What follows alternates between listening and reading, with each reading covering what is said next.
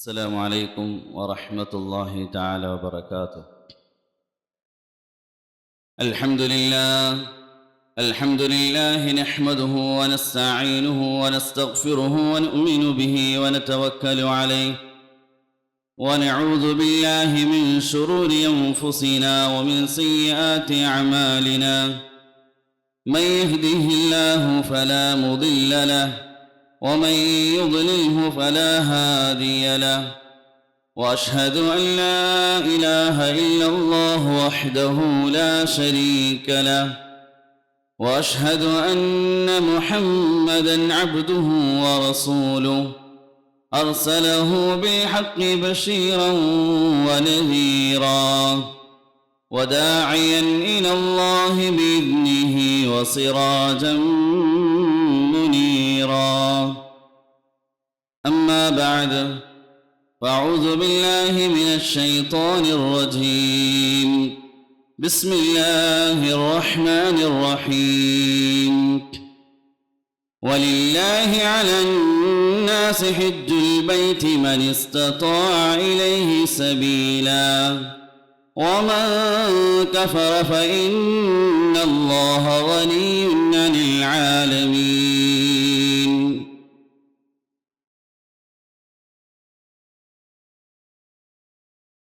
അല്ലാഹു സുബ്ഹാനഹു വ തആല നമ്മുടെ ജീവിതത്തിൽ വന്നുപോയ മുഴുവൻ പാപങ്ങളും പുറത്തുനിന്ന് അനുഗ്രഹിക്കുമാറാകട്ടെ. ബാക്കിയുള്ള ജീവിതം അള്ളാഹുവിനെ തൃപ്തിപ്പെടുത്തി ജീവിക്കുവാനും മരണപ്പെടുമ്പോൾ പരിശുദ്ധ കലിമ ചൊല്ലി മരണപ്പെടുവാനും അള്ളാഹു തൗഫീഖ് നൽകി അനുഗ്രഹിക്കുമാറാകട്ടെ. ബഹുമാനമുള്ള മുഅ്മിനീങ്ങളെ, സഹോദരന്മാരെ,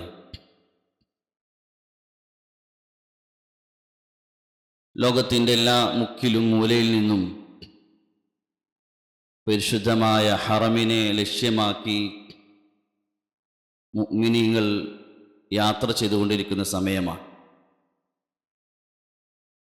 നമ്മുടെ നാടുകളിൽ നിന്ന് പലരും ആ പരിശുദ്ധ നാട്ടിലേക്ക് യാത്ര ചെയ്തെത്തിക്കഴിഞ്ഞു. ധാരാളം ആളുകൾ ആ പരിശുദ്ധ ഭവനത്തെയും ആ നാടിനെ ലക്ഷ്യമാക്കി യാത്രയ്ക്ക് വേണ്ടി തയ്യാറായിക്കൊണ്ടിരിക്കുന്ന സമയമാണ്. ഏതൊരു മുഅ്മിനിൻ്റെയും ഹൃദയത്തിൽ തീരാത്തൊരു കൊതിയാണ്, ആഗ്രഹമാണ് ആ പുണ്യനാടുകളിൽ എത്തുക എന്നുള്ളത്. അള്ളാഹു നമുക്കെല്ലാവർക്കും അതിനുള്ള തൗഫീഖ് നൽകി അനുഗ്രഹിക്കുമാറാകട്ടെ. ബഹുമാനമുള്ള മുഅ്മിനീകളെ, സഹോദരന്മാരെ, പരിശുദ്ധമായ ദീനിൽ ഓരോ അമലിനും പ്രത്യേകമായ മഹത്വവും സ്ഥാനവും പ്രതിഫലവുമുണ്ട്. ഓരോ അമലിൻ്റെയും പ്രതിഫലങ്ങൾ വ്യത്യസ്തമാണ്, അതിൻ്റെ സ്ഥാനവും മഹത്വവും വ്യത്യസ്തമാണ്. ഉലമാക്കൾ അതിനെ മൂന്നായി തിരിക്കുകയുണ്ടായി. ഒന്ന്, നാം നമ്മുടെ ശരീരം കൊണ്ട് ചെയ്യുന്ന അമലുകൾ, ഇബാദത്തുകൾ. മറ്റൊന്ന്, നമ്മുടെ സമ്പത്ത് കൊണ്ട് നാം ചെയ്യുന്ന അമലുകൾ, ഇബാദത്തുകൾ. മൂന്നാമത്തെ അമൽ എന്ന് പറഞ്ഞാൽ അതാണ് ഏറ്റവും ശ്രേഷ്ഠമായത്. അതിൽ നമ്മുടെ സമ്പത്തും ചെലവഴിക്കപ്പെടുന്നു, നമ്മുടെ ശരീരവും ഉപയോഗിക്കപ്പെടുന്നു. അങ്ങനെ നാം ചെയ്യുന്ന ഇബാദത്തിൽപ്പെട്ട വളരെ പ്രധാനപ്പെട്ടൊരു ഇബാദത്താണ് ഹജ്ജ് എന്നുള്ളത്. ഹജ്ജിൽ നമ്മുടെ ശരീരവും ഉപയോഗിക്കപ്പെടുകയാണ്, നമ്മുടെ സമ്പത്തും ചെലവഴിക്കപ്പെടുകയാണ്. അതുകൊണ്ട് ഉലമാക്കൾ എഴുതി, ദീനിൽ ഏറ്റവും അഫ്ളലായ ശ്രേഷ്ഠമായ ഒരു അമലാണ് ഹജ്ജ് എന്നുള്ളത്. അതുകൊണ്ട് നാം ചെയ്യുന്ന യാത്രകളിൽ നാം ധാരാളം യാത്ര ചെയ്യുന്നവരാണ്, ധാരാളം യാത്രകൾ ഇതുവരെ ചെയ്തവരാണ്. ആ യാത്രയ്ക്ക് വേണ്ടി ധാരാളം സമ്പത്ത് ചെലവഴിക്കപ്പെട്ടിട്ടുണ്ട്. എന്നാൽ നമ്മുടെ യാത്രകൾ ഏറ്റവും ഉയർന്ന യാത്ര, ശ്രേഷ്ഠമായ യാത്ര പരിശുദ്ധമായ ഹജ്ജിന് വേണ്ടിയുള്ള യാത്രയാണ്. ഭൂമിയിലെ യാത്രക്കാരിൽ ഏറ്റവും ശ്രേഷ്ഠമായ യാത്രക്കാർ ആ നാടിനെ ലക്ഷ്യമാക്കി യാത്ര ചെയ്യുന്ന യാത്രക്കാരാണ്. ഉമർ റളിയല്ലാഹു തആല അൻഹുവിന്റെ കാലഘട്ടത്തിൽ ഒരു സംഘം യാത്രക്കാരെ കണ്ടപ്പോൾ അദ്ദേഹം ചോദിച്ചു, ഇതാരാണ്? അദ്ദേഹത്തോട് പറഞ്ഞു, ഇവർ ഹജ്ജിന് വേണ്ടി പോകുന്നവരാണ്. ഹജ്ജിന് വേണ്ടി പോകുന്ന യാത്രക്കാരാണ്. ഉമർ റളിയല്ലാഹു അൻഹു പറഞ്ഞു, ലാ നഅലമു സഫറൻ ഖൈറൻ മിൻ ഹാദാ. ഹജ്ജിന് വേണ്ടിയുള്ളതിനേക്കാൾ ശ്രേഷ്ഠമായ ഒരു യാത്രയും നാം അറിയുകയില്ല. ഭൂമിയിലെ ഏറ്റവും ശ്രേഷ്ഠമായ യാത്ര ആ പുണ്യ നാടുകളെ ലക്ഷ്യമാക്കിയുള്ള ഹജ്ജിന്റെ യാത്രയാണ്. പരിശുദ്ധമായ ദീനിൽ ഉന്നതമായ സ്ഥാനം നൽകി. റസൂലുള്ളാഹി സ്വല്ലല്ലാഹു അലൈഹി വസല്ലം അഫ്ളലുൽ അമാൽ, ഏറ്റവും ശ്രേഷ്ഠമായ അമലുകൾ ഏതാണെന്ന് ചോദിക്കപ്പെട്ടപ്പോൾ തങ്ങൾ 3 കാര്യങ്ങൾ പറഞ്ഞു. അതിൽ തങ്ങൾ ആദ്യം പറഞ്ഞു അൽ ഈമാനു ബില്ലാഹി വറസൂലി, അല്ലാഹുവിലും അവന്റെ റസൂലിലും വിശ്വസിക്കലാണ്. രണ്ടാമത് സുമ്മൽ ജിഹാദു ഫീ സബീലില്ലാഹ്, പിന്നെ അല്ലാഹുവിന്റെ മാർഗത്തിലുള്ള ധീര പോരാട്ടമാണ്. സുമ്മൽ ഹജ്ജുൽ മബ്റൂർ, പിന്നെ ഹബീബായ തങ്ങൾ പറഞ്ഞു പിന്നെ ഹജ്ജുൽ മബ്റൂറാണ്. ജിഹാദിനോട് ചേർത്ത് പറഞ്ഞ ഒരു പവിത്രമായ ഒരു അമലാണ് ഹജ്ജ് എന്നുള്ളത്. ആയിഷ റളിയല്ലാഹു തആല ചോദിച്ചു, നബിയെ, താങ്കൾ ഞങ്ങളെ പഠിപ്പിച്ചത് ഏറ്റവും ശ്രേഷ്ഠമായ ഒരു അമൽ അത് അല്ലാഹുവിന്റെ വഴിയുള്ള പോരാട്ടമാണ്. അപ്പോൾ ഞങ്ങൾ സ്ത്രീകൾക്ക് ഈ അമൽ കരസ്ഥമാക്കണ്ടേ, ഞങ്ങൾക്ക് അതിന്റെ പ്രതിഫലം കിട്ടണ്ടേ, അപ്പോൾ ഞങ്ങളും ദീന്റെ വഴിയിൽ പോരാട്ടത്തിന് യാത്ര ചെയ്യണ്ടേ? തങ്ങൾ സല്ലല്ലാഹു അലൈഹി വസല്ലം പറഞ്ഞു, ഏറ്റവും ശ്രേഷ്ഠമായ ജിഹാദ് അത് ഹജ്ജുൽ മബ്റൂറാണ്. ജിഹാദിന് തുല്യമായ ഒരു അമലായി നബി സല്ലല്ലാഹു അലൈഹി വസല്ലം പഠിപ്പിച്ച ഒരു അമലാണ് ഹജ്ജ് എന്നത്. അതിന്റെ പേരിൽ അടിമയ്ക്ക് ലഭിക്കുന്ന ആദ്യത്തെ പ്രയോജനം അവന്റെ പാപങ്ങൾ പൊറുക്കപ്പെടും, മുഴുവൻ പാപങ്ങളും പൊറുക്കപ്പെടും. ഉലമാക്കൾ എഴുതി 2 മരണങ്ങൾ അത് ഏറ്റവും ശ്രേഷ്ഠമാണ്. 2 അമലുകൾക്ക് ശേഷമുള്ള മരണം അത് ഏറ്റവും ശ്രേഷ്ഠമായ മരണമാണ്. ഒന്ന് പരിശുദ്ധമായ റമളാൻ മാസത്തിന് ശേഷം ഉടനെ ഉണ്ടാകുന്ന മരണം, അത് ഏറ്റവും ശ്രേഷ്ഠമായ മരണമാണ്. പാപങ്ങൾ പൊറുപ്പിക്കപ്പെട്ടു, പവിത്രമായവൻ അല്ലാഹുവിലേക്ക് മടങ്ങുകയാണ്. രണ്ടാമത്തെ ശ്രേഷ്ഠമായ മരണം ഹജ്ജിന് ശേഷമുള്ള മരണമാണ്. ഹജ്ജ് കഴിഞ്ഞാൽ ഉടനെയുള്ള മരണം അത് ശ്രേഷ്ഠമായ മരണമാണ്. എല്ലാ പാപവും പൊറുപ്പിക്കപ്പെട്ട അവസ്ഥയിൽ മരിക്കാൻ സാധിക്കാം, ഇത് വലിയ സൗഭാഗ്യമാണ്. ഉലമാക്കൾ എഴുതിയിട്ടുണ്ട്, ഒരു ഹാജി അവൻ ഹജ്ജ് കഴിഞ്ഞ് മടങ്ങി വരുമ്പോൾ അവനെ കണ്ടാൽ അവന്റെ വീട്ടിൽ പ്രവേശിക്കുന്ന മുമ്പ് തന്നെ നീ അവനോട് നിനക്ക് വേണ്ടി ഇസ്തിഗ്ഫാർ ചെയ്യാൻ പറയണം, ദുആ ചെയ്യാൻ പറയണം. കാരണം ഇന്നഹു മഗ്ഫൂറുൻ ലഹ്, അവൻ എല്ലാ പാപവും പൊറുക്കപ്പെട്ടവരായിട്ടാണ് വീട്ടിലേക്ക് മടങ്ങി വരുന്നത്. അവൻ ഇവിടുന്ന് പോകുമ്പോൾ പാപിയായി തിന്മകളുടെ ഭാരവുമായി യാത്ര ചെയ്ത് പുറപ്പെട്ടു പരിശുദ്ധ നാട്ടിലേക്ക്. എന്നാൽ അവൻ മടങ്ങി വരുമ്പോൾ ഒരു പാപവുമില്ലാതെ പരിശുദ്ധനായിട്ടാണ് മടങ്ങി വരുന്നത്. അതുകൊണ്ട് ഹാജി അവൻ വീട്ടിലെത്തും മുമ്പ് തന്നെ അവന്റെ കൈ പിടിച്ച് നീ മുസാഫ ചെയ്യണം, സലാം പറയണം, അവനോട് നിനക്ക് വേണ്ടി ദുആ ചെയ്യാൻ പറയണം. അബ്ദുല്ലാഹി ഇബ്നു അബ്ബാസ് റളിയല്ലാഹു തആല അൻഹുമാ പറയുമായിരുന്നു, ഒരു ഹാജി അവൻ ഹജ്ജിന് വേണ്ടി പുറപ്പെട്ട് തിരിച്ചു വരുമ്പോൾ അവൻ കൊണ്ടുവരുന്ന, അവൻ നേടിയെടുത്ത അവന്റെ മഹത്വവും സ്ഥാനവും ഹജ്ജിന് പോകാതെ നാട്ടിൽ നിൽക്കുന്ന ജനങ്ങൾ അറിഞ്ഞിരുന്നുവെങ്കിൽ അവൻ മടങ്ങി വരുമ്പോൾ അവൻ വരുന്ന വാഹനങ്ങളെ ചുംബിക്കുമായിരുന്നു. ഒരു ഹാജിയുടെ മഹത്വം ജനങ്ങൾ അറിഞ്ഞിരുന്നെങ്കിൽ ആ ഹാജി മടങ്ങി വരുന്ന വാഹനത്തെയും ചുംബിക്കുമായിരുന്നു. അത്രയും വലിയ മഹത്വവുമായിട്ടാണ് അവൻ മടങ്ങി വരുന്നത്. അത്രയും ഉന്നതമായ അവസ്ഥയിൽ അവൻ തിരിച്ച് നാട്ടിലേക്ക് മടങ്ങി വരുന്നത്. എല്ലാ പാപവും പൊറുക്കപ്പെടും. ഇതാണ് ഹാജിക്ക് ലഭിക്കുന്ന ഏറ്റവും വലിയ മഹത്വം. ഇബ്നു റജബ് ഹംബലി റഹ്മത്തുള്ളാഹി തആല ഉദ്ധരിക്കുന്നുണ്ട്, അബൂ മൂസ അശ്അരി റളിയല്ലാഹു തആല അൻഹുവിനോട് ഹജ്ജിനെ കുറിച്ച് ചോദിച്ചപ്പോൾ, അതിന്റെ മഹത്വത്തെ കുറിച്ച് ചോദിച്ചപ്പോൾ അദ്ദേഹം പറഞ്ഞു, ഒരു ഹാജിക്ക് അള്ളാഹു നൽകുന്ന സ്ഥാനവും മഹത്വവും അവൻ നൽകുന്ന ബഹുമാനവുമാണ് അവന് അള്ളാഹു തആല നാളെ ആഖിറത്തിൽ അവന്റെ കുടുംബത്തിൽ നിന്നും അവന്റെ ആളുകളിൽ നിന്നും 400 പേരെ ശഫാഅത്ത് ചെയ്യാനുള്ള അവകാശം അള്ളാഹു നൽകും. എത്ര വലിയ ബഹുമാനമാണ്! അവൻ സ്വർഗത്തിലേക്ക് പ്രവേശിക്കുമെന്ന് മാത്രമല്ല, അവന് 400 പേരെ ശഫാഅത്ത് ചെയ്യാനുള്ള ബഹുമാനവും ആദരവും അള്ളാഹു നൽകുന്നതാണ്. എത്ര വലിയ മഹത്വമാണ്! എന്തുകൊണ്ട് ഇത് ലഭിക്കുന്നില്ല? എന്തുകൊണ്ട് എങ്ങനെ ലഭിക്കാതിരിക്കും? അവൻ പോകുന്ന നാട് അത്ര പവിത്രമായ നാടാണ്. പരിശുദ്ധമായ നാട്ടിലേക്ക് അവൻ പോകുന്നത്. അവൻ ലക്ഷ്യം വെച്ചിരുന്നത് പരിശുദ്ധമായ കഅബയാണ്. കഅബയെ ലക്ഷ്യമാക്കിയാണ് യാത്ര ചെയ്യുന്നത്. ഭൂമിയിൽ ഏറ്റവും പവിത്രമായ ഒരു ഭവനം, വളരെ ലളിതമായ ഒരു ഭവനമാണ്. ഭൂമിയിൽ ഇത്ര ലളിതമായൊരു ഭവനം ഉണ്ടാവുകയില്ല. പക്ഷെ അതോടൊപ്പം ഇത്രയും ബഹുമാനിക്കപ്പെടുന്ന, ഇത്രയും ആദരിക്കപ്പെടുന്ന, ഇത്രയും ഗാംഭീര്യമുള്ളൊരു ഭവനവും ലോകത്ത് കാണാൻ സാധിക്കില്ല. വെറും 4 മതിലുകൾ മാത്രം, വലിയ ആഡംബരമോ അലങ്കാരവുമില്ല, വളരെ ലളിതമായ ഒരു ഭവനമാണ്. പക്ഷെ ആ ഭവനത്തിന് മറ്റൊരു പ്രത്യേകത, അതിൻ്റെ അത്രയും ഗാംഭീര്യമുള്ള, ലോകത്തെ ജനങ്ങൾ ഇത്രയും ബഹുമാനിക്കപ്പെടുന്ന ഒരു ഭവനം ലോകത്ത് എവിടെയും കാണാൻ സാധിക്കില്ല. അതിലേക്ക് നോക്കൽ തന്നെ ഇബാദത്താണ്. ഉലമാക്കൾ എഴുതി 3 വസ്തുക്കൾ നോക്കൽ ഇബാദത്താണ്. അവന്റെ മാതാപിതാക്കളെ നോക്കൽ ഇബാദത്താണ്. അവൻ പരിശുദ്ധമായ ഖുർആനിലേക്ക് നോക്കൽ അത് ഇബാദത്താണ്. പരിശുദ്ധമായ കഅബയെ നോക്കിക്കൊണ്ടിരിക്കൽ ഒരു ഇബാദത്താണ്. ഒന്നും ചെയ്യേണ്ടതില്ല. അതാ റഹ്മത്തുള്ളാഹി തആല എഴുതിയിട്ടുണ്ട്, കഅബയെ ഒരു പ്രാവശ്യം നോക്കിയാൽ 1 വർഷത്തെ നഫലിന് തുല്യമായ പ്രതിഫലം ലഭിക്കും. കഅബയെ ഒരു അടിമ ഇങ്ങനെ നോക്കിക്കൊണ്ടിരിക്കുമ്പോൾ ശൈത്യകാലത്ത് വൃക്ഷത്തിൽ നിന്നും ഇലകൾ ഇങ്ങനെ പൊഴിഞ്ഞു പൊഴിഞ്ഞു വീഴുന്നത് പോലെ അവൻ നോക്കിക്കൊണ്ടിരിക്കുമ്പോൾ അവന്റെ പാപങ്ങളെല്ലാം ഇങ്ങനെ പൊറുക്കപ്പെട്ടുകൊണ്ടേയിരിക്കും. ഇത്രയും പവിത്രമായ ഒരു ഭവനമാണ് കഅബ എന്നുള്ളത്. അതിനെ കാണൽ തന്നെ ഇബാദത്താണ്. ഈ ഭൂമിയുടെ നിലനിൽപ്പ് അടിസ്ഥാനമാക്കി അല്ലാഹു തആല ഖിയാമൻ ലിന്നാസ് ജഅലല്ലാഹുൽ കഅബത ബൈത്തുൽ ഹറാം ഖിയാമൻ ലിന്നാസ്, ജനങ്ങളുടെ നിലനിൽപ്പിന്റെ അടിസ്ഥാനമാണ്. ഭൂമിയിൽ മനുഷ്യൻ ബാക്കിയാകുന്നത് കഅബ ബാക്കിയാകുന്ന കാലത്തോളമാണ്. അതുകൊണ്ട് ഹദീസിൽ വരുന്നുണ്ട്, ഖിയാമത്തിന്റെ അടയാളങ്ങളിൽപ്പെട്ടതാണ് ലോകം അവസാനിക്കാൻ പോകുന്നു, അത് അടുത്തിരിക്കുന്നു എന്നതിന്റെ അടയാളത്തിൽപ്പെട്ടതാണ് കഅബ പൊളിക്കപ്പെടുക എന്നുള്ളത്. ഒരു ദിവസം വരും പരിശുദ്ധമായ കഅബ, അത് പൊളിക്കപ്പെടും. അത് ലോകം അവസാനിക്കുന്നു എന്നതിന്റെ അടയാളവുമാണ്. ലോകത്തിന്റെ നിലനിൽപ്പിന്റെ അടിസ്ഥാനം കഅബ നിലനിൽക്കലാണ്. അതിലേക്ക് ജനങ്ങൾ യാത്ര ചെയ്യലാണ്, അവിടെ ഇബാദത്ത് നടക്കലാണ്. ലോകത്ത് ഇത്രയും നിർഭയമായ അന്നുള്ള ഒരു സ്ഥലം ഇത് കഅബയല്ലാതെ മറ്റൊരു സ്ഥലവുമില്ല.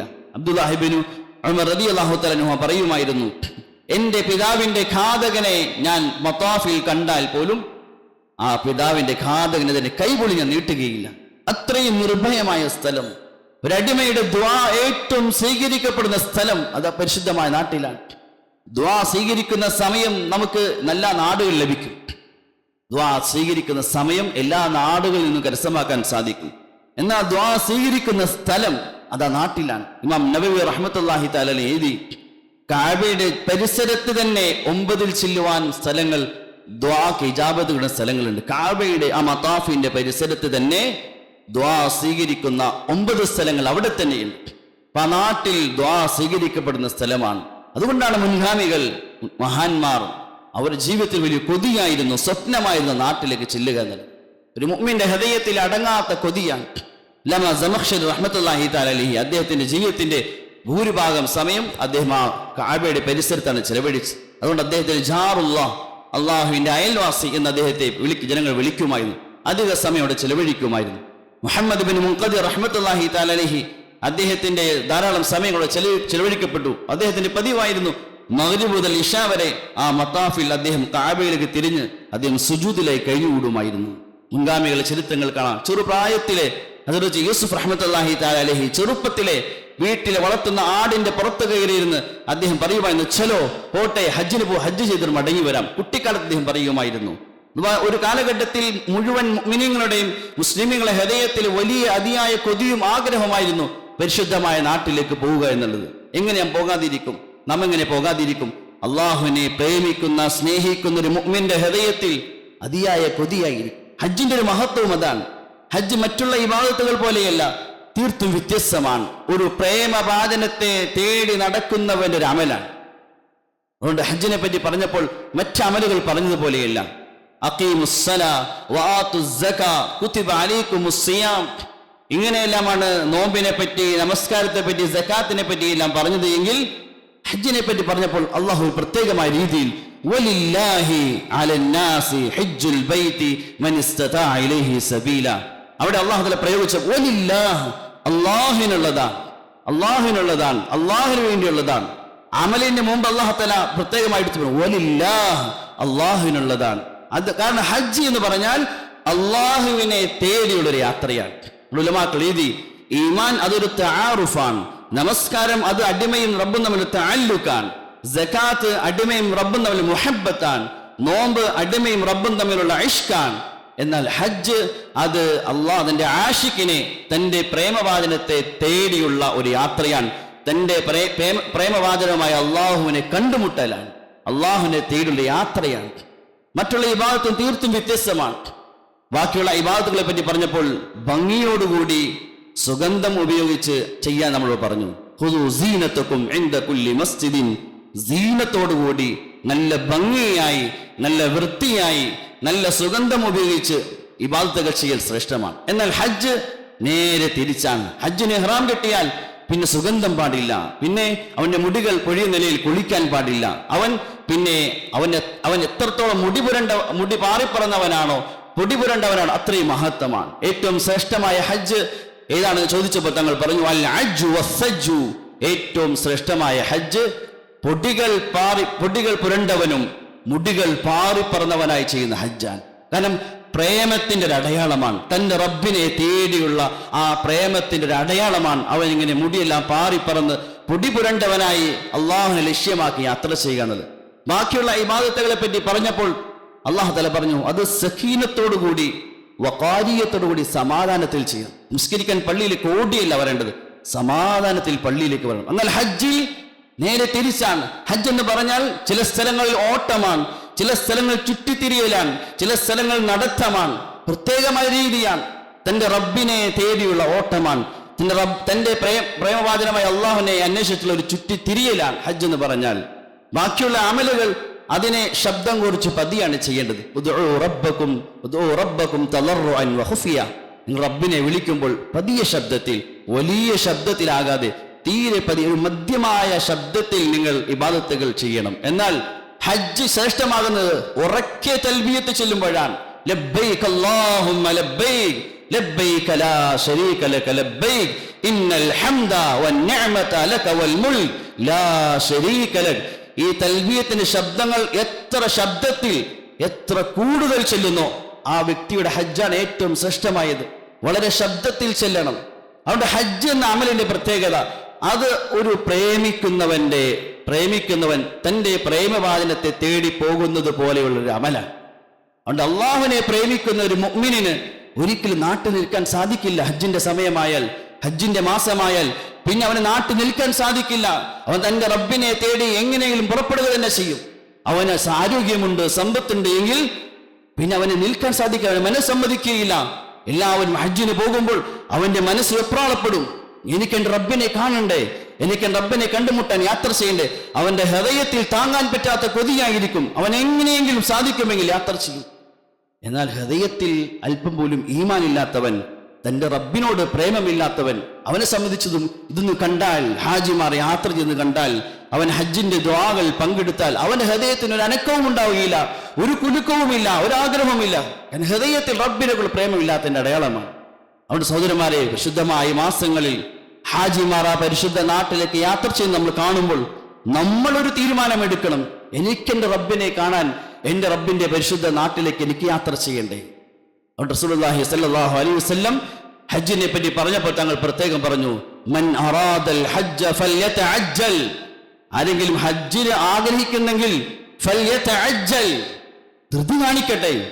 പിന്നെയാകട്ടെ ഇല്ല, ധൃതി കാണുക. തഅജ്ജലു, നിങ്ങൾ വേഗത്തിൽ ചെയ്യണം. ഹജ്ജിന്റെ അമൽ നിങ്ങൾ വേഗത്തിൽ ചെയ്യണം. ഫഇന്ന അഹദകും ലാ യദ്രി, നിങ്ങൾക്കറിയുകയില്ല മാ യുഅറദു ലഹു മിനൽ മറദി ഔ ഹാജ, അവൻ എന്തെങ്കിലും രോഗമോ മറ്റെന്തെങ്കിലും ആവശ്യങ്ങൾ വന്നു മുമ്പിൽ പെട്ടാൽ പിന്നെ അവന് പോകാൻ പറ്റാത്ത അവസ്ഥയുണ്ടായേക്കാം. അതുകൊണ്ട് തഅജ്ജലു, നിങ്ങൾ ഹജ്ജിന് വേണ്ടി ധൃതി കാണിക്കണം. ശൈത്താൻ പറയും, ഈ വർഷത്തേക്കാൾ നല്ലത് അടുത്ത വർഷം പോകലാണ്. കാരണം അടുത്ത വർഷം കുറച്ചുകൂടി ഫ്രീ ആകാൻ സാധിക്കും, കുറച്ചുകൂടി പൈസ സ്വരൂപിക്കാൻ സാധിക്കും. പിന്നെ ആകട്ടെ, ശൈത്താന്റെ ഒരു തന്ത്രമാണ്, പിന്നെ ആകട്ടെ എന്നുള്ള ചിന്തയിൽ, ഇനിയും അവസരമുണ്ടെന്ന ചിന്തയിൽ ഹജ്ജിനെ പിന്തിപ്പിക്കുക എന്നുള്ളത്. സത്യത്തിൽ ഹജ്ജിനെ പിന്തിപ്പിക്കുന്നവർക്ക് ദീൻ നൽകുന്ന മുന്നറിയിപ്പുകൾ, ഹബീബായ തങ്ങൾ നൽകുന്ന മുന്നറിയിപ്പുകൾ കേട്ടാൽ ഒരിക്കലും ഒരു വ്യക്തിക്ക് നാട്ടിൽ നിൽക്കാൻ സാധിക്കുകയില്ല. ഹജ്ജിന് അവസരമുണ്ടായിട്ട്, ഹജ്ജ് ചെയ്യാൻ ആരോഗ്യവും സമ്പത്തും ഉണ്ടായിട്ട് ഹജ്ജിനെ പിന്തിപ്പിക്കുന്നവർക്ക് നൽകുന്ന മുന്നറിയിപ്പുകൾ, വഈദുകൾ കേട്ടാൽ പിന്നെ അവൻ നാട്ടിൽ നിൽക്കാൻ സാധിക്കുകയില്ല. അത്രയും ശക്തമായ മുന്നറിയിപ്പുകളാണ്. അല്ലാഹു തആല പരിശുദ്ധമായ ഖുർആനിൽ ഹജ്ജിനെ പറ്റി പറഞ്ഞിട്ട്, വലില്ലാഹി അലന്നാസി ഹജ്ജുൽ ബൈത്തി മൻ ഇസ്തതാഅ ഇലൈഹി സബീല എന്ന് പറഞ്ഞിട്ട് അല്ലാഹു തആല അടുത്ത ആയത്തിൽ അടുത്ത പ്രയോഗം ഓമൻ കഫറ ഫഇന്നല്ലാഹ ഗനിയ്യുൻ അനിൽ ആലമീൻ. അവസരങ്ങൾ ഉണ്ടായിട്ടും ആരോഗ്യം സമ്പത്ത് ഉണ്ടായിട്ടും ഹജ്ജിന് പോകാത്തവരെ അല്ലാഹു ഓമൻ കഫറ, ഹജ്ജ് ചെയ്യാത്തവർ എന്നല്ല അല്ലാഹു പറഞ്ഞു. ഓമൻ കഫറ, കുഫ്ർ എന്ന വാക്കിന് അല്ലാഹു അവിടെ ഉപയോഗിച്ചത്. ഓമൻ കഫറ, ആര് പിന്നെ സൗകര്യമുണ്ടായിട്ട് ഹജ്ജ് ചെയ്യാതിരിക്കുന്നു, ഫഇന്നല്ലാഹ ഗനിയ്യുൻ അനിൽ ആലമീൻ, അല്ലാഹുവിന്റെ ഒരു മുന്നറിയിപ്പാണ്. നിങ്ങളുടെ ഒന്നും എനിക്ക് ആവശ്യമില്ല കേട്ടോ, നിങ്ങളുടെ ഹജ്ജോ നിങ്ങളുടെ നമസ്കാരം ഒന്നും എനിക്ക് ആവശ്യമില്ല, ഞാൻ എന്നും പരിശുദ്ധനാണ്, ഇത് നിങ്ങളുടെ ആവശ്യമാണ്, നിങ്ങളുടെ ആവശ്യമാണ്. അബ്ദുല്ലാഹ് ഇബ്നു ഉമർ റളിയല്ലാഹു തആല അൻഹുമാ പറയുമായിരുന്നു, ആരെങ്കിലും സൗകര്യമുണ്ടായിട്ട് ആരോഗ്യമുണ്ടായി സമ്പത്തുണ്ടായി എന്നിട്ട് ഹജ്ജ് ചെയ്യാതിരുന്നാൽ നാളെ ആഖിറത്തിൽ വരുമ്പോൾ അവന്റെ രണ്ട് കണ്ണുകൾക്കിടയിൽ കാഫിർ എന്ന് എഴുതിയിട്ടുണ്ടാകും. എന്നിട്ട് അദ്ദേഹം ഈ ആയത്ത് കേൾപ്പിക്കുകയുണ്ടായി. ഉമർ റളിയല്ലാഹു തആല അൻഹു അദ്ദേഹം പറയുമായിരുന്നു, ഓരോ പട്ടണങ്ങളിലേക്കും ഓരോ സംഘത്തെ അയക്കുകയും എന്നിട്ട് സമ്പത്തും ആരോഗ്യമുണ്ടായിട്ട് ഹജ്ജ് ചെയ്യാതിരിക്കുന്നവർ ആരെങ്കിലും ഉണ്ടെങ്കിൽ അവരെ കണ്ടെത്തി അവരുടെ മേൽ ജിസിയ അടിച്ചേൽപ്പിക്കാൻ ഞാൻ ആഗ്രഹിക്കുന്നു. ജിസിയ അത് കാഫിറിന്റെ മേലാണ്. എന്നാൽ മുസ്ലിമായിട്ടും ഹജ്ജ് ചെയ്യുന്നില്ല എങ്കിൽ, സൗകര്യമുണ്ട് അവൻ ഹജ്ജ് ചെയ്യുന്നില്ല എങ്കിൽ അങ്ങനെയുള്ള മുസ്ലിമിന്റെ മേലും ജിസിയ അടിച്ചേൽപ്പിക്കാൻ ഞാൻ ആഗ്രഹിക്കുന്നു. കാരണം ഒമാഹും ബി മുസ്ലിമീൻ, ഒമാഹും ബി മുസ്ലിമീൻ, അവർ മുസ്ലിമീങ്ങളല്ല. ഉമർ റളിയല്ലാഹു തആല അൻഹുവിന്റെ എത്ര കടുത്ത വാക്കാൻ. ഹജ്ജ് ചെയ്യാൻ ആരോഗ്യവും സമ്പത്തുണ്ടായിട്ട് അവൻ ഹജ്ജ് ചെയ്യുന്നില്ല എങ്കിൽ ഒമാഹും ബി മുസ്ലിമീൻ, അവർ മുസ്ലിമീങ്ങളല്ല. സഈദ് ഇബ്നു ജുബൈർ റളിയല്ലാഹു തആല അൻഹു പറയുന്നു, എൻ്റെ ഒരു അയൽവാസി അവൻ മരണപ്പെട്ടു, അവന് ഹജ്ജ് ചെയ്യാനുള്ള ആരോഗ്യവും സമ്പത്തുമുള്ള അവസ്ഥയിൽ അവൻ ചെയ്യാതെ മരിച്ചുപോയാൽ ഞാൻ അവന്റെ മേൽ മയ്യിത്ത് നിസ്കരിക്കുകയില്ല, ഞാൻ അവന്റെ മേൽ മയ്യിത്ത് നിസ്കരിക്കുകയില്ല. റസൂലുള്ളാഹി സ്വല്ലല്ലാഹു അലൈഹി തങ്ങൾ പറഞ്ഞു, ഒരാളുടെ മേൽ 5 വർഷം കടന്നു കഴിഞ്ഞു, അവൻ ആരോഗ്യവും സമ്പത്തും ഉണ്ടായിരുന്നു, എന്നിട്ട് അവൻ ഹജ്ജ് ചെയ്യുന്നില്ല എങ്കിൽ ഫഇന്നഹു ലമഹ്റൂം, അവൻ തീർച്ചയായും മഹ്റൂമാണ്, അവൻ ഭാഗ്യം കെട്ടവനാണ്. ഇതെല്ലാം നബിതങ്ങളുടെ പരിശുദ്ധ നാവിൽ വന്ന മുന്നറിയിപ്പുകളാണ്, താക്കീതാണ്. സൗകര്യവും സമ്പത്തും ആരോഗ്യമുണ്ടായിട്ട് പിന്നെ ആകട്ടെ, അടുത്ത വർഷമാകട്ടെ എന്ന് പറഞ്ഞ് ഹജ്ജിനെ പിന്തിപ്പിക്കുന്നവർ ചെവി തുറന്ന് കേൾക്കേണ്ട നബിതങ്ങളുടെ മുന്നറിയിപ്പുകളാണ്. നാം എങ്ങനെ നാട്ടിലിരിക്കാൻ സാധിക്കും? ഇത്രയും ശക്തമായ താക്കീത് നബിതങ്ങൾ നൽകുമ്പോൾ നമുക്ക് എങ്ങനെ നാട്ടിലിരിക്കാൻ സാധിക്കും? അതുകൊണ്ട് ശൈത്താന്റെ വഞ്ചനയാണ്. പല പല കാരണങ്ങൾ പറഞ്ഞ് പിന്നെയാകട്ടെ, അടുത്ത വർഷമാകട്ടെ, എന്തെല്ലാം കാരണങ്ങൾ പറഞ്ഞ് പിന്തിപ്പിക്കുന്നു. ചിലർ വിചാരിക്കുന്ന ഹജ്ജ് ചെയ്താൽ സമ്പത്ത് കുറഞ്ഞു പോകുമെന്ന്. സമ്പത്ത് എങ്ങനെ കുറയാനാണ്? ഹജ്ജ് ചെയ്യുന്ന മനുഷ്യന്റെ സമ്പത്ത് എങ്ങനെ കുറയാനാണ്? കാരണം അല്ലാഹു അവന്റെ മേൽ വാഗ്ദാനം ചെയ്താണ്, താബിഉ ബൈനൽ ഹജ്ജ് വൽ ഉംറ ഫഇന്നഹുമാ യൻഫിയാനിൽ ഫഖറ വസ്സുനൂബ്. തങ്ങൾ പറഞ്ഞു, നിങ്ങൾ വീണ്ടും വീണ്ടും മടക്കി നിങ്ങൾ പല പ്രാവശ്യം ഹജ്ജും ഉംറയും ചെയ്യിൻ, അതിന്റെ ഒരു പ്രയോജനമാണ് ഫഇന്നഹുമാ യൻഫിയാനിൽ ഫഖറ വസ്സുനൂബ്, നിങ്ങളുടെ ദാരിദ്ര്യം ഇല്ലാതാക്കും.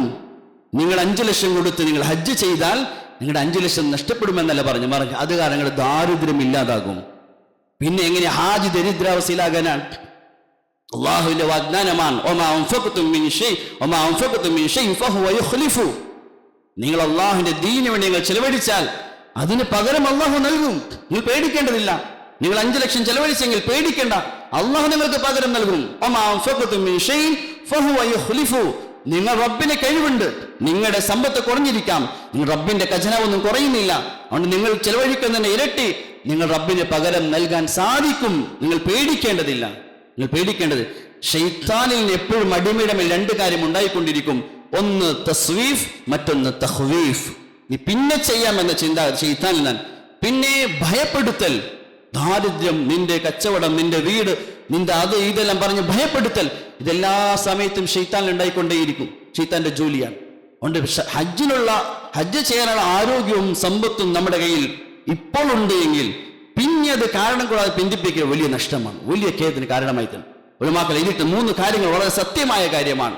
ഒരാൾക്ക് അല്ലാഹു തആല സമ്പത്ത് നൽകി, അത് അള്ളാഹുവിന്റെ തൃപ്തിയുടെ വഴിയിൽ ചെലവഴിക്കാനുള്ള അവസരം മുന്നിൽ വന്നു, അവൻ ചെലവഴിച്ചില്ല. ചെലവഴിക്കാൻ അവസരം മുന്നിൽ വന്നു, അവൻ എന്തെങ്കിലും ബാഹ്യമായ കാര്യത്തിൽ ചെലവഴിച്ചില്ല എങ്കിൽ ആ സമ്പത്ത് അള്ളാഹുവിന്റെ കോപത്തിന്റെ വഴിയിൽ ചെലവഴിക്കേണ്ടി വരിക തന്നെ ചെയ്യും.